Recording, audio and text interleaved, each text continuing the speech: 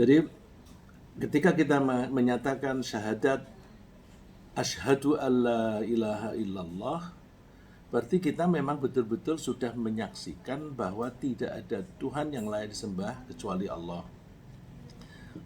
Caranya gimana? Melihat bukti-bukti bahwa ada benda-benda di alam raya ini yang banyak sekali dan bervariasi, pasti ada yang membuatnya. Dan benda-benda itu beroperasi atau bergerak menggunakan sistem yang baku. Kalau ada benda-benda bergerak dengan sistem dengan prosedur yang baku, maka itu tidak mungkin kalau tidak ada yang mengatur. Oleh karena itu, kita mengakui bahwa yang mengatur pasti ada, tapi berapa pihak yang mengatur? Kita menyaksikan bahwa pengaturan itu begitu harmonis. Kalau itu lebih dari satu, maka rasanya tidak masuk akal. Karena kalau lebih dari satu, maka kemungkinannya akan bertabrakan atau bersaing antara dua pihak tadi. Oleh karena itu, tidak mungkin alam raya ini dikendalikan oleh lebih dari satu Tuhan. Kalau kita melihat mekanisme dan prosedur dan cara-cara beroperasinya alam raya ini, mungkin kita agak sulit mempelajari misalnya tentang peredaran planet-planet. Itu membutuhkan pengantar pengetahuan yang bisa sampai ke sana. Mungkin yang bisa kita lihat itu ya yang ada pada diri kita sendiri. Bahwa kita pada umumnya mempunyai mata misalnya. Mata kita bisa melihat. Melihatnya mata kita itu dengan sistem yang sama, yang serupa. Kalau sistemnya tidak sama, tentu seseorang tidak bisa menjadi dokter mata. Orang bisa menjadi dokter mata itu kan karena mengetahui mekanisme yang baku tentang beroperasinya mata. Oleh karena itu, kok pembuatan dan beroperasi dan bekerjanya mata itu satu orang dengan orang lain di bagian manapun di seluruh dunia itu sama. Berarti yang membuat pasti sama, yaitu Allah. Nah, kita ketika baca syahadat itu betul-betul kita hayati bahwa aku betul-betul menyaksikan bahwa tidak ada Tuhan yang layak disembah itu hanya selain Allah. Nah, kalau kita mau konsisten dengan ini, maka kita akan merasakan nikmatnya.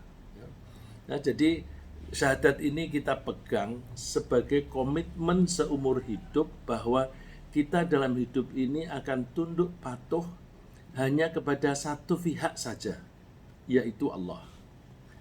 Kepada selain Allah, kita taat hanya ketika perintahnya searah dengan perintah Allah. Maksud saya, jadi kita itu taat hanya kepada satu saja, yaitu Allah. Kalau toh kita itu taat kepada orang tua, taat kepada pimpinan negara dan sebagainya, maka ketaatan kita itu kita ukur apakah mereka menganjurkan kita untuk berperilaku sejalan dengan apa yang dikehendaki oleh Allah atau tidak. Karena kita sudah punya garis lurus bahwa yang kita taati adalah Allah. Bila orang memerintah kita, segaris dengan itu kita taati. Kalau perintahnya tidak segaris dari itu, menyimpang apalagi bertentangan, maka kita tidak akan mentaatinya. Nah, itu pengertiannya bahwa kita taat hanya kepada satu saja, yaitu Allah. Kalau ada pihak-pihak lain, apakah karena kekuasaan formal atau bahkan yang diperintah oleh Allah sendiri bahwa kita harus taat kepada orang tua, maka apa yang boleh diperintahkan oleh orang tua dan siapapun itu harus yang bersesuaian dengan ajaran Allah. Jika kita bisa menjaga secara konsisten bahwa kita selama hidup ini tunduk patuh hanya kepada Allah saja, maka insya Allah kita termasuk orang yang memurnikan. Memurnikan itu bahasa Arabnya ikhlas, mengikhlaskan pengabdian kita hanya kepada Allah. Dan memang hanya inilah, maksud saya memurnikan pengabdian itulah yang diperintahkan oleh Allah, sebagaimana Allah berfirman, wa ma umiru illa liya'budullaha mukhlishina lahuddina hunafa'a wa yuqimus shalah. Mereka, termasuk kita ini, tidak diperintah kecuali agar mereka itu mengabdi kepada Allah. Liya'budullah, ya'budu itu abada ya'budu, abdan, abdun. Nah, itu kita pakai dalam bahasa Indonesia namanya abdi. Abada kita bahasa Indonesia kan menjadi mengabdi. Cuma kadang-kadang kita menyebutnya menyembah. Nah, cuma kalau kita terjemahkan menyembah, saya khawatir difahaminya itu secara sempit, hanya secara formal. Jadi mengabdi ini tidak hanya secara formal ritual saja, tetapi apapun yang kita lakukan harus hanya dalam rangka mengabdi kepada Allah. Saya ulang pengertiannya, mereka tidak diperintah kecuali hanya untuk mengabdi kepada Allah secara murni. Tidak dicampuri apapun, hunafa dan lurus, ya, tidak belok-belok. Dan juga mereka diperintahkan wa yuqimus sholata wa yutuz zakah, mendirikan salat dan menunaikan zakat, dan itulah agama yang lurus. Ya, jadi komitmen ini sesuai dengan syahadat kita tadi, dan sebenarnya juga sesuai dengan apa yang kita baca setiap hari. Iyyaka na'budu wa iyyaka nasta'in. Iyyaka na'budu kan artinya hanya kepadamu kami mengabdi. Jadi iyyaka na'budu itu komitmen yang kita keluarkan sebagai hasil dari pengakuan kita asyhadu alla ilaha illallah. Nah, kalau kita sudah menyatakan iyyaka na'budu, kita mengabdi atau nurut hanya kepada Allah, itu berarti kita harus punya komitmen mono loyalitas. Loyal hanya kepada satu pihak saja. Taat hanya kepada satu pihak atau mono loyalitas secara konsisten akan menghasilkan kenyamanan dan ketenangan dalam kehidupan. Ketenangan bisa diperoleh, ya. Kita bisa memperoleh ketenangan bila kita bisa terbebas dari ketakutan dan kesedihan. Saya ulang, kita kalau bisa menjaga monoloyalitas ini secara konsisten, maka kita akan mendapatkan rasa kenyamanan hidup. Kenyamanan hidup itu bisa kita rasakan kalau kita memperoleh ketentraman dalam hidup. Kita bisa tentram kalau kita bisa terbebas dari takut dan sedih. Kalau orang masih takut atau sedih, maka dia belum tentram hidupnya. Nah, ini sesuai dengan firman Allah di surat Al-Ahqaf, innal ladzina qalu rabbunallahu tsumma istaqamu fala khaufun 'alaihim wa la hum yahzanun. Sesungguhnya orang-orang yang mengatakan bahwa Tuhan kami adalah Allah, kemudian mereka konsisten, istiqomah itu maksudnya konsisten, fala khaufun 'alaihim, maka mereka tidak tertimpa rasa takut, wala hum yahzanun, dan mereka tidak perlu bersedih. Tidak takut dan tidak sedih itu bukan berarti tidak normal, tidak punya perasaan. Perasaan tetap ada, bahkan sensitif. Sensitif bisa merasakan takut dan sedih. Cuma karena perilakunya konsisten dengan pengakuan tadi, maka perilakunya itu tidak menghasilkan ketakutan. Ada perilaku yang menghasilkan ketakutan, misalnya kalau orang mencuri, korupsi yang dalam skala besar, maka orang itu mesti ketakutan. Takut ditangkap, takut dipenjara, dan bahkan takut nanti masuk neraka. Nah, orang yang mengatakan Tuhan kami Allah dan konsisten, maka orang itu tidak akan mencuri. Jadi kalau dia tidak mencuri, ya tidak perlu takut dan sebagainya. Kemarin sudah kita bahas, kita juga tidak perlu membenci orang. Membenci orang itu potensinya bisa membangkitkan permusuhan. Permusuhan itu menghasilkan ketakutan, karena kalaupun kita duluan yang memusuhi, maka musuh kita itu akan membalas kita, dan kalau membalas kita itu akan terancam hidupnya. Jadi kalau kita mau konsisten, maka insya Allah kita hidup tentram. Dan mengesahkan Allah itu sesuai dengan kapasitas kita sendiri. Coba kapasitas kita itu hanya bisa mencintai dan bisa takut hanya kepada satu pihak. Kenapa? Kita punya hati kan hanya satu.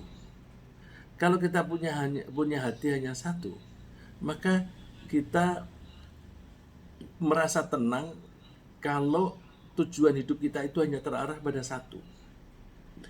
Dan kita tidak punya kepentingan-kepentingan yang lain. Kepentingan kita itu hanya satu itu.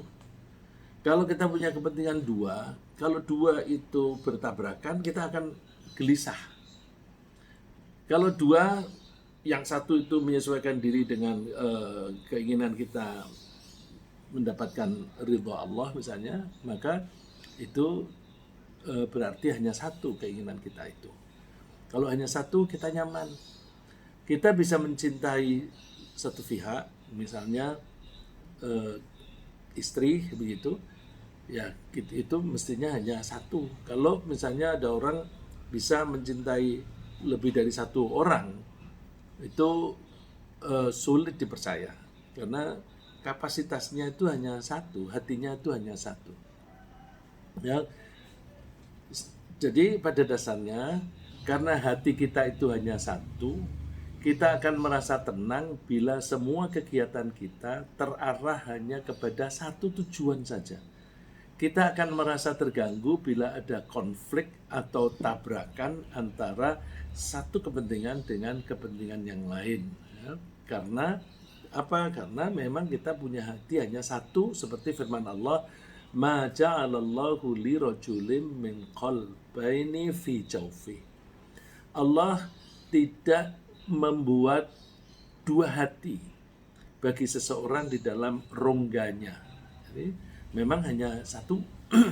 Kita bisa membandingkan ketentraman dan kekacauan hati. Di satu pihak, kapan kita tentram, kapan kita kacau. Kita membandingkannya, kita kalau monoloyalitas, maka kita akan tentram.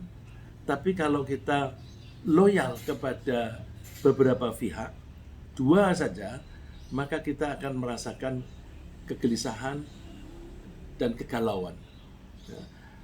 Loyalitas bisa terjadi sebagai hasil dari dorongan luar, eksternal, seperti misalnya seseorang yang bekerja dengan tujuan memperoleh gaji dari orang lain.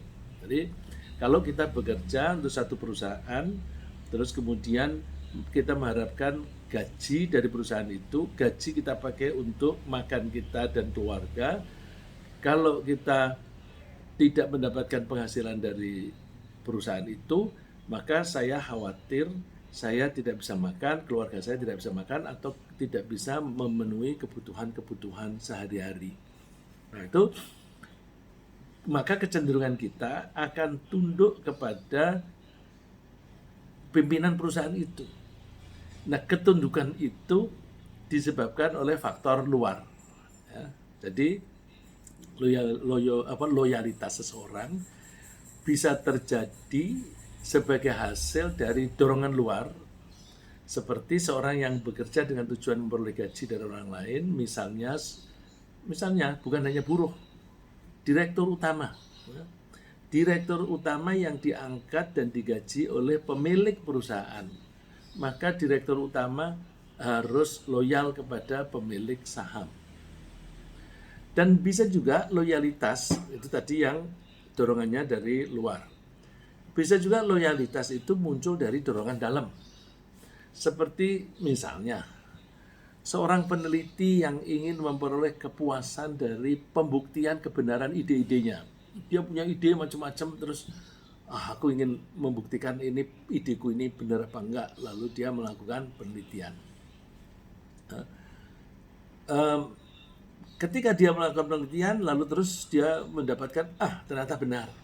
Dia membuktikannya dengan metode tertentu. Maka dia akan merasa puas. Nah, rasa puas ini akan mendorong dia untuk melakukan penelitian lagi. Jadi, kepuasan itu ada di dalam diri seseorang yang bisa mendorong dia untuk loyal kepada pekerjaan itu. Tidak usah diperintah oleh orang lain pun. Misalnya bahkan seandainya pun dia punya harta yang banyak, nggak usah dibiayai orang, nggak apa-apa. Aku punya duit untuk membiayai sendiri. Karena apa? Dorongannya dari dalam. Dalam hal ini pertama-tama kita bandingkan kenyamanan seorang direktur utama yang bekerja untuk perusahaan milik orang lain. Mana yang lebih nyaman? Direktur utama dari perusahaan yang dimiliki oleh satu orang saja dan direktur utama mohon maaf. Saya ulang, mana lebih nyaman? Direktur utama yang bekerja untuk perusahaan yang dimiliki oleh satu orang saja. Jadi pemilik sahamnya satu orang. Bandingkan dengan direktur utama yang bekerja untuk perusahaan yang dimiliki oleh beberapa pemilik saham yang seleranya berbeda-beda. Jadi yang satu di perusahaan pemiliknya satu, maka pengarahannya juga satu. Ya mudah-mudahan pemiliknya itu orangnya konsisten. Jadi perintah hari ini konsisten dengan perintah kemarin, dan yang akan datang juga perintahnya sama. Itu nyaman. Kalau satu orang tapi perintahnya berubah-ubah, itu juga membuat gelisah. Nah, tapi yang gampang untuk membandingkan, direktur utama untuk perusahaan yang pemilik sahamnya hanya satu dibanding dengan direktur utama untuk perusahaan yang pemilik sahamnya banyak tapi berbeda-beda seleranya. Itu dicontohkan oleh Allah. Daraballahu mathalan rajulan fihi syuraka'u mutasyakisuna wa rajulan salaman lirajul. Hal yastawiyani mathala? Alhamdulillah bal aktsaruhum la ya'lamun. Allah memberi contoh seseorang laki-laki. Rajulan di sini seringkali diartikan sebagai budak. Karena zaman itu masih ada perbudakan. Dan budak itu sifatnya harus nurut kepada pemiliknya. Dan Allah tidak menyebut budak di sini. Allah menyebutnya rajulan. Rajulan itu seorang laki-laki. Jadi contoh di dalam ayat ini relevan sampai kapanpun. Karena Allah tidak menyebut ini budak.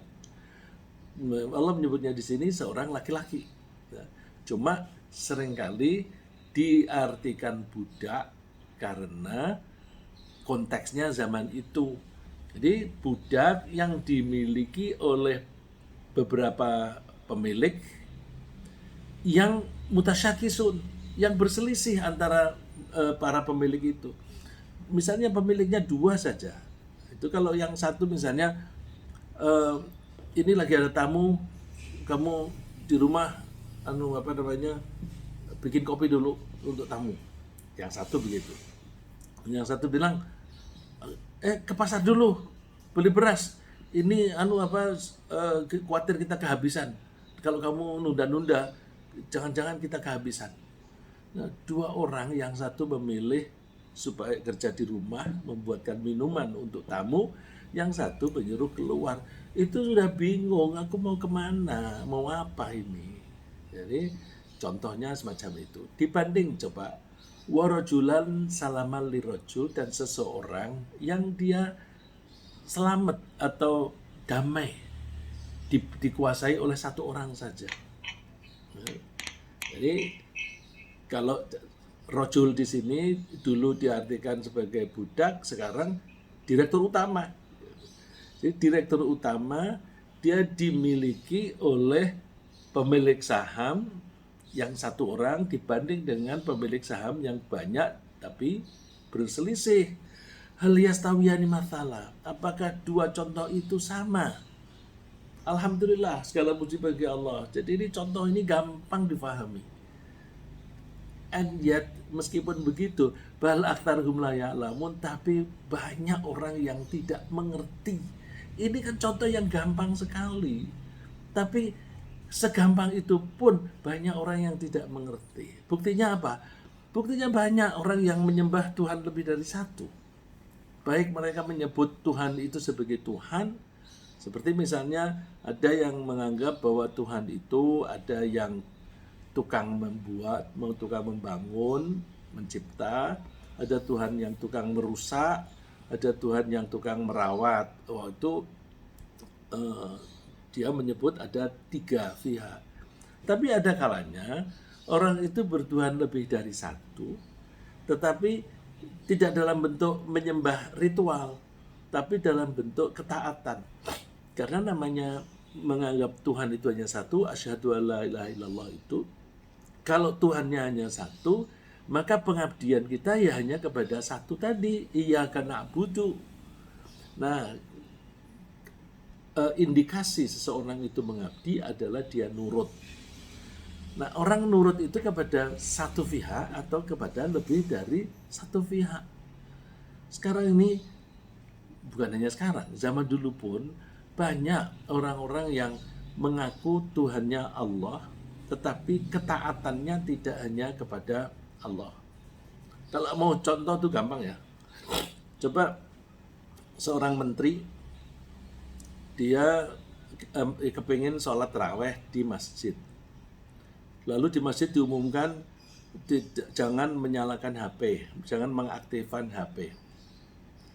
Menteri ini berani nggak dia sholat di masjid tanpa mengoperasikan HP-nya? Terus kenapa begitu? Menteri itu bisa tiba-tiba dipanggil oleh presiden. Kalau dianggap penting begitu, panggil kamu ke sini gitu. Nah, coba ketika dia sholat, kemudian dia melihat HP-nya manggil-manggil, yang manggil adalah ajudan presiden. Apakah dia akan tetap di masjid atau dia keluar dari masjid untuk menghadap ke presiden? Ini saya pernah punya pengalaman orang yang pembantu presiden semacam itu. Saya waktu itu berbincang-bincang, kok kamu bisa tarawih di sini, kok bapak bisa tarawih di sini? Iyalah, aku kepengen tarawih. Tapi terus HP-nya dimatiin nggak? Ya enggak lah. Bener, di tengah-tengah dia sholat ada panggilan, maaf aku pulang dulu, aku keluar dulu. Nah, coba dia mau tetap tinggal di masjid sholat tarawih atau keluar untuk memenuhi panggilan bosnya. Nah, ini kan tidak kentara. Dia sebenarnya taat kepada dua pihak, kemudian dia akan kebingungan ketika dua pihak itu yang satu memerintah yang berbeda dengan yang lain. Ini saya menyederhanakan contoh ya, tapi tentu bisa dicari cara bagaimana bisa taraweh tetapi tetap taat kepada presiden. Itu bisa dicari cara ya. Tapi itu menyederhanakan satu contoh dan saya melihat sendiri. Pada ayat tersebut Allah mengambil contoh ketaatan seorang budak kepada pemilik yang hanya satu dan pemilik yang lebih dari satu. Karena pada zaman itu masih ada perbudakan dan belum marak adanya perusahaan yang dikelola oleh orang lain. Sekarang ini kan tidak ada lagi perbudakan dan makin banyak perusahaan yang pengelolaannya diserahkan oleh pemiliknya kepada eksekutif profesional. Kecenderungannya sekarang lebih banyak pemilik itu nggak usah mengelola sendiri, tapi diserahkan kepada profesional eksekutif. Bisa juga terjadi benturan antara dua loyalitas yang masing-masing datangnya dari dalam diri sendiri. Kalau tadi dari luar, pemilik saham, bisa juga dari internal. Kalau tadi saya contohkan internal itu peneliti yang dia melakukan kegiatannya itu semata-mata mencari kepuasan diri gitu. Itu dari dalam. Bisa nggak faktor dari dalam tetapi benturan? Padahal dirinya sendiri kan satu. Bisa. Contohnya begini. Setiap pagi ada seorang yang rajin melaksanakan sholat duha dan berdoa memohon kepada Allah agar diberi rezeki yang banyak. Karena dia mendapatkan pelajaran katanya kalau rajin sholat duha maka rezekinya itu gampang. Kalau rezekinya gampang maka bisa mempunyai penghasilan yang banyak. Terus dia setiap pagi sholat duha dan mohon kepada Allah supaya diberi rezeki yang banyak. Oke, itu satu keinginan dari dalam. Kemudian dia berangkat kerja ke kantor. Karena dia di kantor itu tugasnya, jabatan dia itu memberi dia otoritas untuk memberi izin kepada pengusaha yang ingin memulai bisnis. Lalu dia minta pelicin untuk izin yang diminta, meskipun pengusaha tersebut sudah memenuhi semua persyaratan. Coba deh, kalau kita membutuhkan perizinan untuk bisnis, semua sudah dipenuhi persyaratannya, sudah dibaca 1, 2, sampai 10 misalnya, semua sudah dipenuhi. Apakah izin otomatis keluar? Seringkali tidak. Nah, terus lalu si pejabat yang mendapatkan tugas memberi izin nanti minta uang pelicin. Benturannya di mana? Dia kepengen punya duit banyak. Oke, kepengen punya duit banyak. Di pagi hari dia sholat, dia mintanya kepada Allah.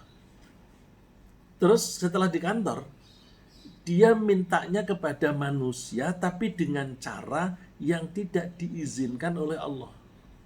Ini kan bertentangan. Memang keinginannya duit, sama-sama duit, tetapi yang satu dengan cara yang direstui Allah, yang satu dengan cara yang tidak direstui. Pasti hatinya gelisah. Ya.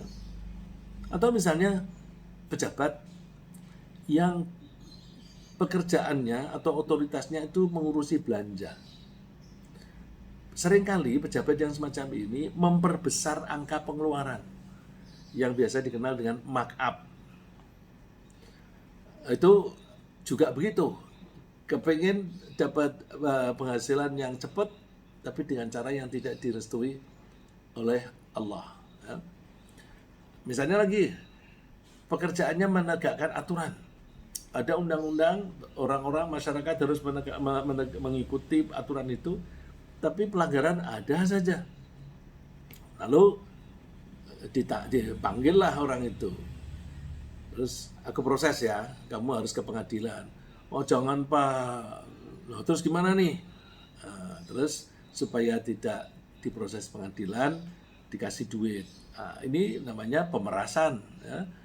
Pemerasan, jadi di pagi hari itu sholat duha karena Allah, tapi habis itu memeras orang, korupsi, markup dan sebagainya, itu bertabrakan. Orang semacam ini, kalau dia masih berjiwa normal, pasti merasakan kerisauan karena ada benturan di dalam hatinya sendiri, yaitu ketika melaksanakan sholat, dia ingin mendekatkan diri kepada Allah, tapi ketika dia korupsi atau memeras pengusaha atau masyarakat, dia menjauhkan diri dari Allah. Jadi di satu pihak, misalnya pagi hari dia berjalan menuju mendekatkan diri kepada Allah, tapi siang hari dia menjauh pada Allah. Contoh yang gampang diilustrasikan lagi adalah misalnya begini, pagi-pagi tukang pembangunan atau orang membangun rumah, menata bata di semen sampai ke atas. Nanti sore hari dirobohkan lagi. Nah, itu contoh orang yang di dalam dirinya sendiri ada benturan seperti itu. Jadi pagi hari membangun, sore hari merobohkan. Pagi hari mendekat kepada Allah, siang hari menjauh dari Allah. Atau bisa diumpamakan juga sebagai mencampur adukkan antara yang benar dan yang salah. Ya, itu karena sama-sama mencari duit, tetapi dicampur antara cara-cara yang benar sesuai dengan otoritasnya, tapi kemudian menggunakan cara-cara yang bertentangan. Nah, ini Allah menegur kepada masyarakat yang saat itu mencampur antara yang benar dan yang salah. Ya ahlal kitabi lima talbisunal haqqa bil batili wa taktumunal haqqa wa antum ta'lamun. Hai ahli kitab. Ahli kitab itu orang-orang yang menerima kitab sebelum Al-Qur'an. Nah, itu mereka suka melakukan pekerjaan yang tercampur antara yang halal dan yang haram. Yang haram dan halalnya bagaimana? Mereka itu suka berantem. Tujuannya apa? Supaya bisa mendapatkan rampasan perang. Berantem, tawuran. Nah, tawuran itu zaman dulu kan dianggap sebagai perang. Nanti kalau perang, siapa yang kalah itu kekayaannya bisa dirampas. Terus itu dianggap sebagai rampasan perang. Nah, menurut aturan saat itu, kalau perang antara dua pihak, maka yang menang boleh merampas kekayaan yang kalah. Itu dihalalkan. Tetapi orang-orang ini merekayasa supaya terjadi perkelahian. Sebenarnya damai, tetapi mancing-mancing supaya terjadi pertikaian. Terus ketika pertikaian berarti perang. Mereka sudah siap-siap karena mereka sudah memprovokasi. Terus mereka sudah siap dengan persenjataan dan tenaga yang melebihi lawannya, lalu bisa menang. Terus mereka mendapatkan rampasan perang. Nah, ini mencampur adukkan antara yang halal dan yang haram. Dan ternyata perang model begini itu sampai sekarang masih berlaku. Kalau misalnya Amerika ingin menyerbu Irak, dibikin isu-isu yang bisa menyebabkan orang marah kepada Irak. Terus diisukan misalnya dalam waktu 1 hari Irak itu bisa menghancurkan Israel karena perlengkapan senjatanya begini begitu. Terus itu dicari cara supaya disetujui oleh DPR-nya untuk perang, lalu mereka perang. Padahal ternyata tidak ada bukti. Nah, itu kan mereka menghalalkan rampasan perang dalam bentuk minyak, tapi perangnya dimulai dengan cara yang tidak halal. Itu mencampur adukkan antara yang halal dan yang haram. Orang yang cara hidupnya semacam itu, mencampurkan antara yang benar dan yang salah, tidak akan merasakan tentram dan aman. Karena dia akan dihantui rasa ketakutan atau setidaknya dia dihantui perasaan bersalah. Dia pun akan malu kalau perbuatannya itu diketahui atau diungkapkan kepada orang banyak, kepada publik. Orang akan merasa aman kalau dia tidak mencampuri kebenaran dengan kesalahan dalam hidupnya. Jadi hidupnya itu udah yang dilakukan yang benar-benar aja, yang halal-halal saja, yang haram-haram, yang dilarang nggak dilakukan.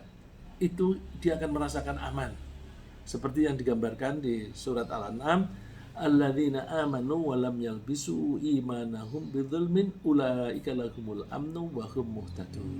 Orang yang beriman kemudian tidak mencampuri keimanannya dengan kezaliman, maka mereka akan mendapatkan rasa aman. Al-amnu itu rasa aman. Wa hum muhtadun, dan mereka itulah orang-orang yang mendapatkan petunjuk atau yang mengikuti petunjuk dari Allah. Ya, jadi kalau kita kepingin hidup kita bahagia, kita jangan mencampur adukkan antara yang benar dan yang salah, antara yang halal dan yang haram. Kalau kita mencampur adukkan, mas pasti tidak akan merasakan aman dan tidak akan merasakan tentram. Ya, kita kan belajar ini dalam rangka mencari kebahagiaan yang diajarkan Al-Quran. Nah, itu antara lain semacam itu. Pengen bahagia, salah satu adalah jangan mencampur adukkan kebenaran dan kesalahan. Nah, dengan contoh di atas, kita bisa memahami bahwa mengesahkan Allah yang dibuktikan dengan loyalitas tunggal itu akan menghasilkan ketentraman dan kenyamanan hidup. Dan kita tidak akan bisa menjalani cara hidup yang demikian kalau kita tidak memperoleh karunia dari Allah sebagaimana digambarkan oleh Nabi Yusuf. Nabi Yusuf cerita kepada teman sepenjara. Ya. Dari zaman dulu tuh ya ada orang yang tidak salah dijebloskan ke penjara itu juga itu ada. Jadi kalau sekarang ada orang yang tidak salah kayak ukuran hukum misalnya nggak salah tapi di penjara bisa. Terus kalau dikatakan apa namanya kenapa itu diteruskan, ya alasannya aja si jaksanya itu macam dicari-cari. Tapi yang penting apa? Yang penting kan dia statusnya itu sebagai tersangka. Kalau dia tersangka, dia itu di sidang ke pengadilan, selama di persidangan kan dia ditahanan. Nah, selama di tahanan itu kan dia tidak bisa keluar. Kalau dia tidak bisa keluar, tidak bisa mempengaruhi orang lain. Nah, jadi cara-cara menahan orang yang tidak salah itu selalu ada mulai dari zaman dulu sampai sekarang. Maka kita tidak heran. Tentu reasoningnya itu bisa bermacam-macam sesuai dengan konteks. Kalau Nabi Yusuf zaman itu dia diajak selingkuh oleh istri pejabat, dia tidak mau. Dan istri pejabat itu seringkali bisa mempengaruhi bawahan. Nah, jadi yang jadi pejabat itu suaminya, tapi istrinya sok kuasa. Zaman sekarang ada nggak? Ada. Saya kan sering ketemu yang semacam itu. Menteri yang jadi menteri suaminya, nanti istrinya seringkali ke kantor, terus memerintahkan ini kan dia ini diatur begini, itu begitu, itu kecil-kecil, misalnya tata letak layout itu kan ini yang jadi menteri siapa sih gitu, seolah-olah kok istrinya. Nah ini zaman dulu sampai kebangetan bisa menyebabkan seseorang masuk penjara tanpa salah. Sekarang bisa nggak? Bisa saja. Ya. Ada kok contohnya. Nah ini Nabi Yusuf memberikan pelajaran kepada teman yang sepenjara, ada di penjara. Dia bilang, wattaba'tu millata abai Ibrahim wa Ishaq wa Yaqub. Aku mengikuti agama bapak-bapakku, yaitu Ibrahim, Ishak dan Yakub. Maka nana an nusyrika billahi min syai'. Kami tidak menyekutukan Allah dengan suatu apapun. Jadi monoloyalitas. Nah, Nabi Yusuf menggambarkan dzalika min fadlillahi alaina wa 'alan nas. Memurnikan ketaatan hanya kepada Allah atau mengesahkan Allah itu adalah karunia dari Allah yang diberikan kepada kita dan kepada manusia. Ini mudah-mudahan kita ini termasuk orang-orang yang bersedia loyal hanya kepada Allah. Kalau kita bisa begitu, berarti kita mendapatkan karunia dari Allah. Karena banyak orang yang mengaku beriman, baca syahadat, tetapi tidak bisa loyalitas. Jadi ya sebabnya macam-macam seperti yang saya kemukakan tadi. Jadi, alhamdulillah kalau kita ini bisa tunduk patuh hanya kepada Allah saja. Nah ini kita jaga jangan sampai tergelincir. Walakinna aktsaran nasi la yashkurun, tapi kebanyakan orang tidak bersyukur dengan itu, tidak bersyukur bahwa dia bisa mengesahkan Allah dengan baik. Jadi mana lebih baik? Hidup bertuhan satu atau bertuhan banyak? Mengesahkan Allah atau menyekutukan Allah? Monoyolalitas atau multi loyalitas? Nah, Nabi Yusuf melanjutkan kalimatnya. Ya sahibai sijni arbabun mutafarriquna khairun amillahul wahidul qahar. Hai temanku sepenjara, Tuhan yang banyak yang berselisih, apakah lebih baik daripada Allah yang hanya satu dan memaksa? Tentu jawabannya lebih baik kita menuhankan hanya satu saja. Dan itu tergambar di Qul huwallahu ahad. Katakan Allah itu hanya satu. Yang layak disembah hanya satu, yaitu Allah, Allahus Samad, dan yang layak dimintai pertolongan juga hanya satu, yaitu Allah. Tempat bergantung. As-Samad itu tempat bergantung. Itu sejalan juga dengan yang kita baca di surat Al-Fatihah yang saya baca tadi. Iyyaka na'budu wa iyyaka nasta'in. Iyyaka na'budu wa iyyaka nasta'in itu sebenarnya adalah komitmen. Komitmen yang kita ucapkan minimum 17 kali sehari. Karena kita sholat itu 17 rakaat yang wajib. Dalam setiap rakaat mesti ada Fatihah. Dalam Fatihah mesti ada Iyyaka na'budu wa iyyaka nasta'in. Jadi kita mengucapkan komitmen itu 17 kali. Bandingkan tentara itu yang mengucapkan komitmennya itu kan mungkin hanya 1 minggu sekali pada waktu apel begitu.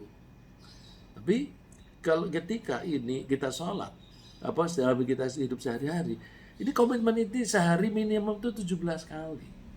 Maka kita jangan main-main dengan komitmen kita. Komitmen yang kuat dan pelaksanaannya yang konsisten akan menghasilkan bermacam-macam kekuatan. Misalnya siap menghadapi risiko di penjara nggak apa-apa, bahkan risiko dibunuh nggak apa-apa. Seperti Nabi Yusuf, dia waktu itu ada pilihan taat kepada Allah atau taat kepada wanita itu, karena wanita itu akhirnya mengaku di kalangan ibu-ibu bahwa memang aku yang mengajak. Kalau dia tidak menuruti permintaanku, akan aku penjarakan dia. Nabi Yusuf langsung menjawabnya itu kepada Allah, tidak kepada wanita itu. Kalau menjawabnya kepada wanita itu kan Nabi Yusuf mengatakan kira-kira enak aja, aku tidak bersalah kok mau dipenjara. Tapi dia jawabannya kepada Allah, yaitu seperti yang tercantum di surat Yusuf ayat 33. Qala rabbis sijnu ahabbu ilayya mimma yad'unani ilaih. Tuhan, aku lebih suka di penjara daripada aku menuruti nafsu wanita ini. Wa illa tasrif anni kaidahunna asbu ilaihinna wa akum minal jahilin. Kalau engkau tidak melindungi saya, tidak memalingkan aku dari tipu daya mereka, aku tentu akan terjerumus nuruti mereka dan aku menjadi orang yang bodoh. Karena sudah tahu tapi tidak mau jalani, itu namanya bodoh. Ya, contoh lagi bahwa komitmen yang kuat itu bisa membangkitkan keberanian. Seperti yang dialami oleh Ashabul Kahfi. Itu ada beberapa pemuda yang waktu itu tinggal di suatu negeri yang rajanya melarang orang-orang menyembah selain dia. Jadi rajanya mengaku sebagai Tuhan, maka siapapun yang mengaku Tuhan selain dia akan dihukum. Atau bahkan menurut penjelasannya di surat Al-Kahfi akan dilempari batu sampai mati. Nah, ini Ashabul Kahfi komitmennya begini. Il awal fityatu ilal kahfi faqalu rabbana atina min ladunka rahmah wa hayyi' lana min amrina rasyada. Mereka masuk ke dalam goa lalu mereka mohon kepada Allah, Tuhan berilah kami rahmatmu, sayangilah kami dan berilah kami petunjuk. Terus mereka masuk ke situ, lalu dibuat oleh Allah tidur selama 309 tahun. Nah, orang yang berkomitmen kuat untuk berbakti hanya kepada Allah juga akan berani menggunakan hartanya untuk kegiatan yang disukai oleh Allah.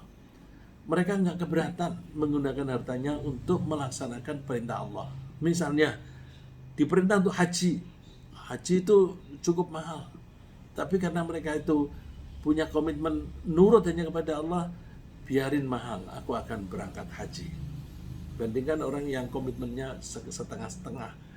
Sudah kaya raya tidak mau pergi haji. Akhirnya ketika menjadi makin tua, terus menyadari aku sebentar lagi mati. Aku kalau mati akan menghadap Allah. Lalu terus baru berangkat haji. Ya, berangkat hajinya setelah tua. Akhirnya ibadahnya kurang optimal. Padahal dia menjadi kaya itu sejak muda. Nah, orang yang punya komitmen kuat itu berani membelanjakan hartanya, bahkan berani mengeluarkan tenaganya untuk melaksanakan perintah Allah. Sebagaimana digambarkan, innamal mu'minuna alladzina amanu billahi wa rasulihi tsumma lam yartabu wa jahadu bi amwalihim wa anfusihim fi sabilillah ulaika humus shadiqun. Yang namanya orang yang betul-betul beriman adalah orang yang mengaku beriman kepada Allah dan Rasulnya, kemudian tidak ragu-ragu. Nah, tidak ragu-ragunya itu dibuktikan dengan mau kerja keras. Kerja keras sambil menggunakan tenaganya maupun hartanya di jalan Allah. Nah, orang-orang semacam itulah yang jujur ketika mengaku Tuhannya adalah Allah. Nah, orang-orang yang betul-betul mengesahkan Allah dan menerapkan prinsip tersebut dalam kehidupan sehari-hari, dijanjikan oleh Allah akan mengalami kehidupan yang baik di dunia dan memperoleh balasan yang berlipat di surga. Man amila salihan min dzakarin aw untha wa huwa mu'minun falanuhyiyannahu hayatan thayyibah. Siapa yang beramal soleh, berbuat perilaku baik, laki-laki maupun perempuan, dan dia beriman, maka sungguh betul-betul kami akan membuat kehidupan dia hayatan thayyibah, kehidupan yang bagus. Jadi di dunianya bagus. Walanajziyannahum ajrahum bi ahsani ma kanu ya'malun, dan akan kami balas besok di akhirat itu sesuai dengan amal perilaku mereka yang baik. Jadi ringkasnya apa yang kita bahas pagi ini adalah bahwa syahadat kita itu berarti kita mengakui keesaan Allah. Mengesahkan Allah akan menghasilkan ketentraman hati. Kapasitas kita dalam mengesahkan atau dalam loyalitas itu hanya satu karena hati kita hanya satu. Coba kita bandingkan mana lebih enak, loyalitas kepada satu pihak atau kepada banyak pihak. Kalau kita bisa mengesahkan Allah dengan cara yang baik, maka itu berarti kita mendapatkan fadilah atau karunia dari Allah. Karena itu maka kita harus mensyukurinya, dan Allah menjanjikan kehidupan yang baik di dunia maupun di akhirat bagi orang yang menjaga, mengesahkan Allah dengan baik. Semoga Allah menguatkan komitmen kita taat hanya kepada satu Tuhan saja, yaitu kepada Allah. Amin.